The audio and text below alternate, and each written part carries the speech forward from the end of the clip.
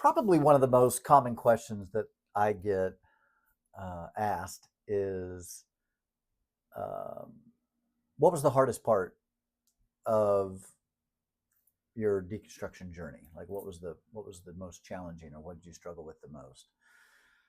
Uh, Outside of all of it, right? I mean, it's like all of it was a struggle.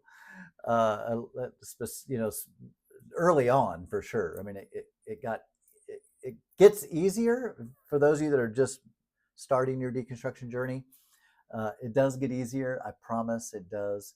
But it's definitely a challenge early on. And so, yeah, that's a great question. Again, it's a quite common question. Um, and so I'll answer it the best I possibly can. By the way, hey, my name's Timmy. Timmy Gibson, former fundamental evangelical tongue talking, Holy Ghost rolling pastor. Did that for 30 years, spent 48 years as a Christian. I was born on the church pew, as they say. Now atheist. Deconstructed about 7 years ago now. And yeah, so what was the hardest part of deconstructing?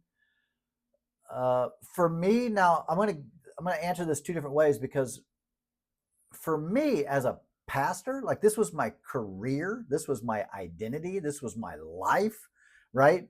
So it wasn't like I was just going to church on Sundays and then I had another career and had another life.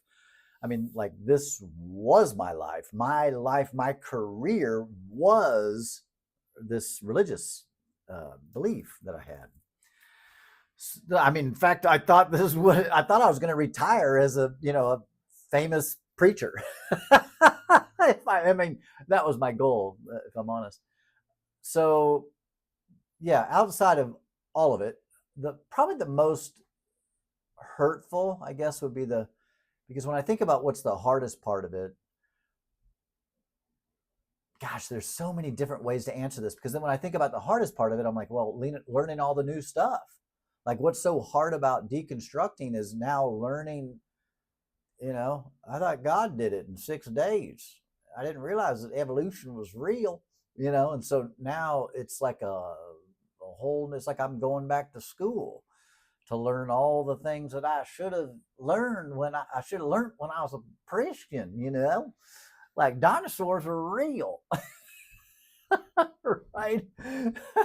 Anyway, joking aside. So, yeah, learning everything new was definitely difficult. But I think if I'm understanding the question right, like, what was the difficult part? The sense of belonging being shaken. That's probably the biggest, uh, most challenging part of deconstruction for me.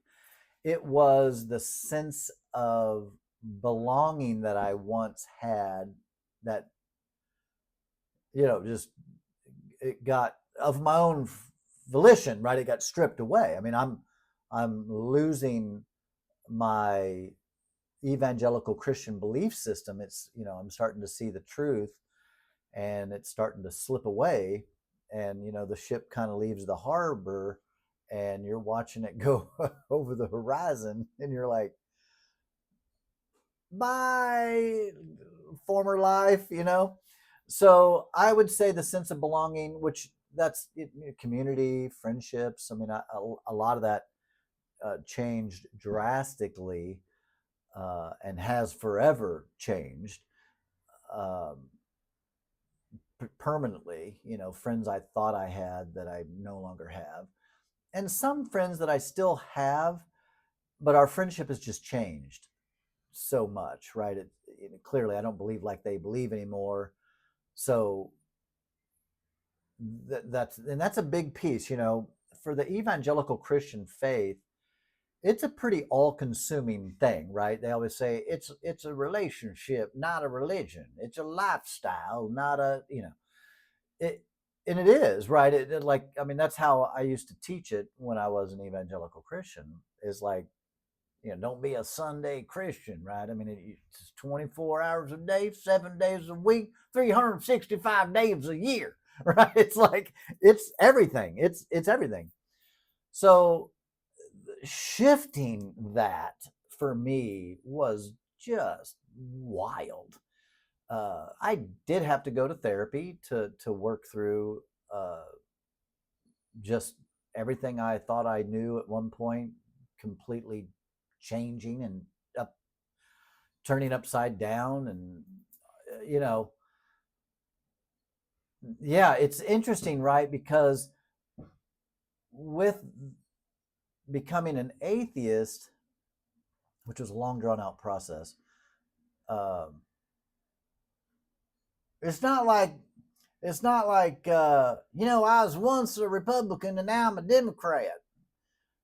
Like it's not like you just switch sides. It's like you went from believing in fairy tales to all of a sudden you don't believe in fairy tales. So what once existed, you now realize it doesn't even exist, right?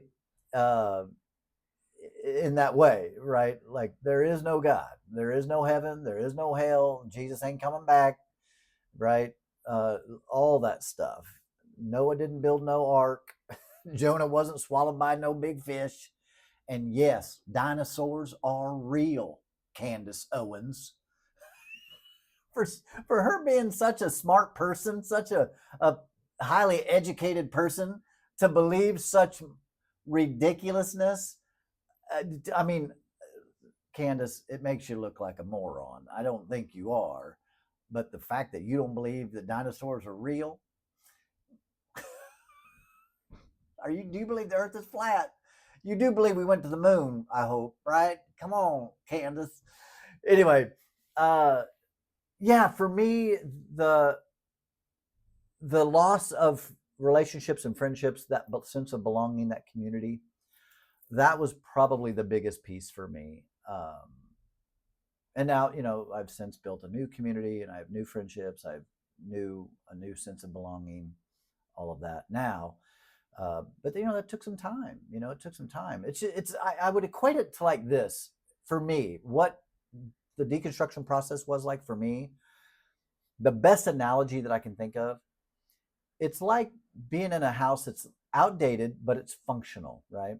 And if you're going to remodel the house, like I mean a real remodel, like you got to move out for 3 to 6 months while the house is being remodeled, like a complete makeover.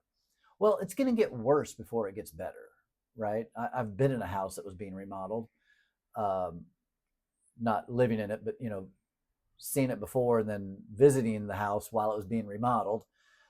And it goes from, I mean, you could have lived in it. I mean, it was livable. It was just way outdated and kind of falling apart. But you could have lived. I mean, you know what I mean? Like you could have technically lived in it. And then the remodel happens and it gets worse before it gets better. I mean, it just gets completely torn up. And then as you see it get put back together, after it's all said and done, you come back after 6 months of your house being remodeled, you come back and you're like, ah, right? It's like, wow, it's just beautiful, right? Uh, to me, that's what the deconstruction story, the deconstruction journey rather, is like. It's like a remodeling of a house. It it just gets worse until it gets better. Till you begin to, you got to tear down some things, and then as you begin to rebuild, um, yeah, it's never been better. I mean, my life's way better as an atheist than it ever was as a Christian, and that's just my reality. That's just true for me. I can't speak for anybody else. I can only speak for myself. Probably the other piece that I just touched on a minute ago, it was just the learning, all the things that I had to learn, that I once thought wasn't true, wasn't real. Um, Now I'm learning, about the ancient Earth and archaeological stuff and all the species of humans that have lived and died, and all the species of animals that have lived and died. Real history, um, evolution, just all of it has been quite, um, just awesome, but just like overload, just overload all these things that I'm learning about life. And then you get into not just factual things, but then just about perspectives and worldview and all kinds of things, all kinds of things. Uh, I mean, goodness gracious, as a Christian, I was a climate denier, climate change denier. I mean, I didn't believe that was real. And now I'm like, oh, okay, no, it's like a real thing. Uh, so yeah, there's just so many things that have been challenging, that have been hard. Um, like I said, if you're like me and it was your livelihood, I mean, what are you going to do, right? Like, what are you going to do for a living, right? Unless you're just independently wealthy. Uh, so that was, when I first was deconstructing and I walked away from pastoring. I mean, I was doing what I'm doing now, weddings, but I couldn't do that full time and live and eat. So I was driving Uber full time.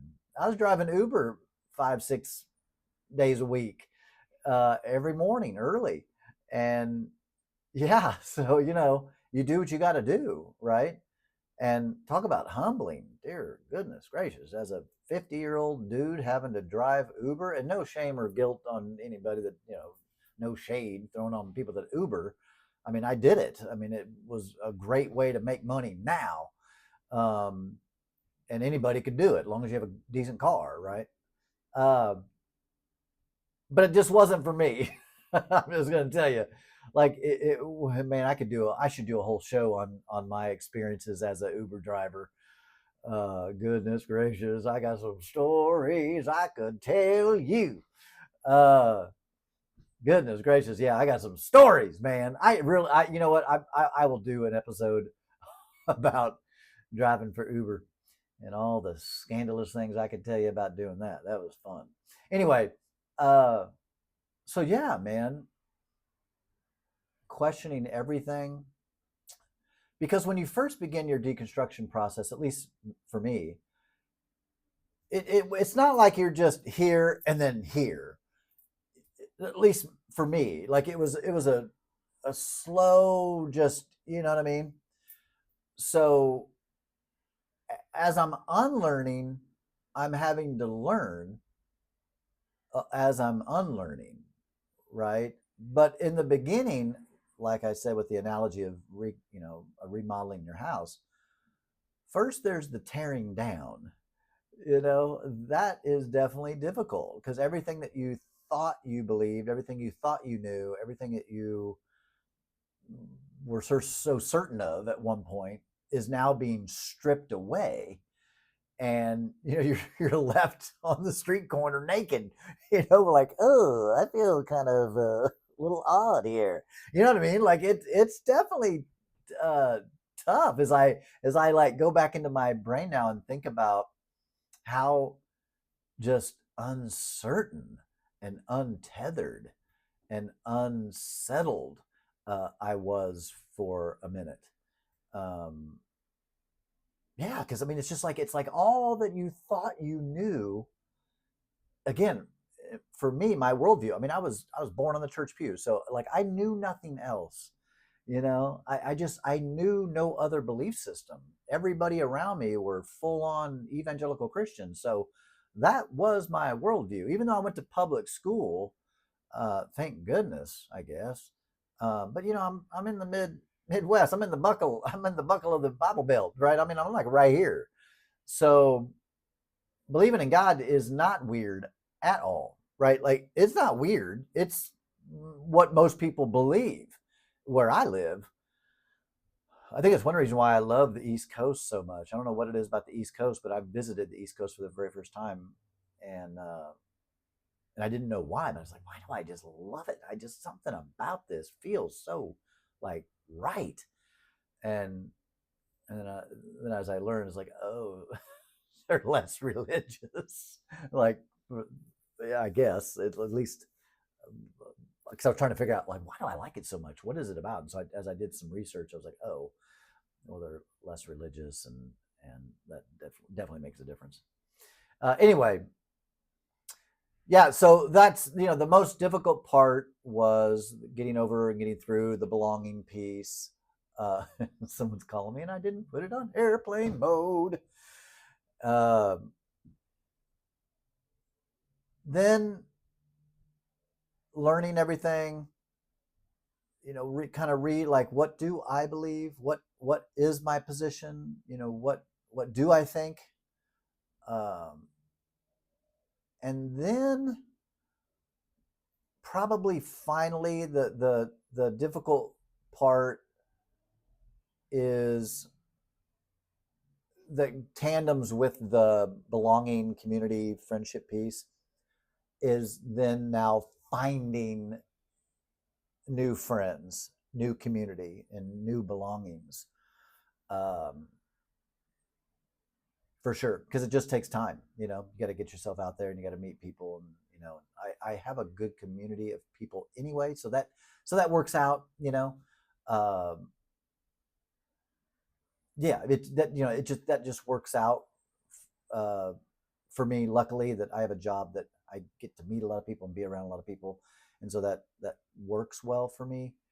Um, but I have a Facebook group. If you're agnostic, atheist, or going through your deconstruction process, if you're on Facebook, Timmy's Deconstruction Community, would love to have you be a part of it, and you can make some friends there for sure. But it's good to have in-person friends, not just online friends, for sure. Yeah, you need to have people you can like get together with, like in flesh. I think that's my personal opinion.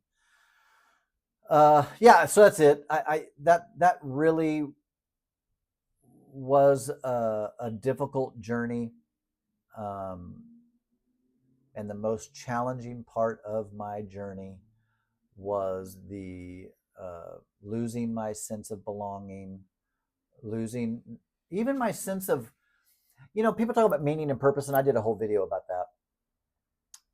How as an atheist do I have meaning and purpose? That piece,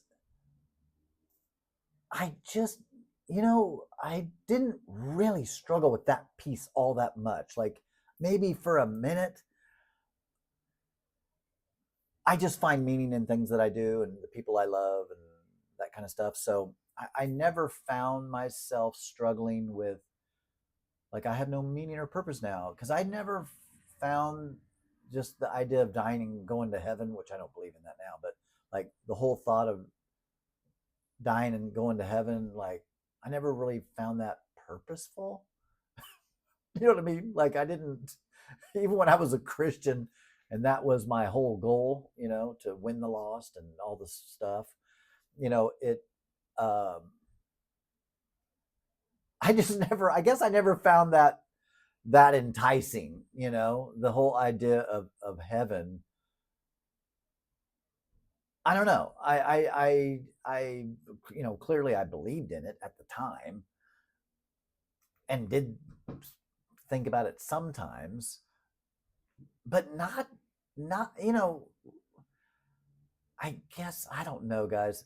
I'm really trying to rack my brain to think what was I thinking during that time, and all I can do is tell you what was going on in my mind. And when I was a Christian, I just never really thought much of the afterlife. As I mainly just thought about the blessing here, uh, and that is still the way I think today. Right? I live in the present. It's all that we have. Right? I mean, the past doesn't exist anymore, and the future doesn't exist either. Um, I mean, right? It doesn't exist now. It's in the future, and the past doesn't exist now. It's in the past. So I've just been a person that's kind of, for the most part, lived my life just in the present, and I think that's where a lot of my happiness comes from. Um, is I don't, and I did a whole video about this already, answering one of my subscribers' questions. I just don't live a life of regret. I don't live that way. I learn lessons from my past mistakes, um, but I just don't live in the land of regret. So I've always kind of just been a person that lives in the present moment, and at the present moment, things are good. Life is good. I mean, I'm fully aware that things can change, and as they say, God forbid. Uh, but all we have is right this minute, right? All I have is right now. This is it, and this is what I'm doing right now, talking to you, right? So yeah, I mean, cuss and discuss below. Let me know your own thoughts about what was the most difficult part of your deconstruction journey, and what you did to help yourself um, through that. Um, I guess I would just add one little thing. The only thing that I really did that to help work through it is, was going to therapy. My hair keeps tickling my lip. Uh, get building a community and talking about it. Going to therapy, talking to people about it, reading about it, watching videos about it. You know what I mean? Like just doing whatever I could to journey through uh, was was what I did to help me. But again, cuss and discuss down below. Let us know what you found helpful, whether it's a book or whatever, like whatever it was that was helpful for you in journeying the deconstruction journey, which is not for the faint of heart. Ain't that right? All right, guys. Peace.